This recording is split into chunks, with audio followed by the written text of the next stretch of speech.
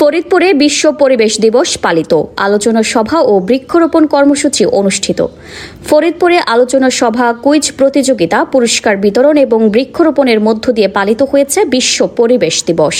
বিশ্ব সাহিত্য কেন্দ্র, ফরিদপুর ইউনিট ও দেশব্যাপী ভ্রাম্যমাণ লাইব্রেরির তৃতীয় সংশোধিত প্রকল্পের উদ্যোগে এই কর্মসূচির আয়োজন করা হয়।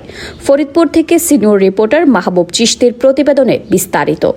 শুক্রবার দুপুর 12টায় ফরিদপুর শহরের হাবিলি গোপালপুর এলাকায় বেপটিস্ট চার্চ মিশনের মধ্য ও দক্ষিণ বাংলাদেশ শিশু উন্নয়ন শিক্ষালয়ের হলরুমে অনুষ্ঠিত হয় পরিবেশ সংরক্ষণ বিষয়ক আলোচনা সভা। অনুষ্ঠানে সভাপতিত্ব করেন লাইব্রেরি ইনচার্জ মোহাম্মদ আসাদুল ইসলাম। আলোচনায় অংশ নেন বিশিষ্ট লেখক ও গবেষক মফিজ ইমাম মিলন, সাংস্কৃতিক ব্যক্তিত্ব ফারাহ দিবা আহমেদ, ফরিদপুর প্রেস ক্লাবের সাধারণ সম্পাদক মাহবুব হোসেন পিয়াল, বেপটিস্ট চার্চ মিশনের ম্যানেজার বীরবল বৈদ্য এবং শিক্ষক মিনা মজুমদার।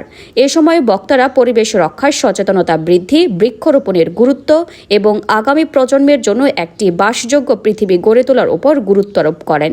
অনুষ্ঠানে শিক্ষার্থীদের অংশগ্রহণে পরিবেশ বিষয়ে কুইজ প্রতিযোগিতা অনুষ্ঠিত হয়। প্রতিযোগিতায় বিজয়ীদের মধ্যে মূল্যবান বই ও বিভিন্ন প্রজাতির বৃক্ষের চারা বিতরণ করা হয়। পরে অতিথিরা বেপটিস্ট চার্চ মিশন প্রাঙ্গণে বৃক্ষের চারা রোপণ করে বিশ্ব পরিবেশ দিবসের কর্মসূচির সমাপ্তি ঘোষণা করেন। পরিবেশ সংরক্ষণের সচেতনতা বাড়াতে এ ধরনের উদ্যোগ গুরুত্বপূর্ণ ভূমিকা রাখবে বলে আশা প্রকাশ করেন অনুষ্ঠানের বক্তারা।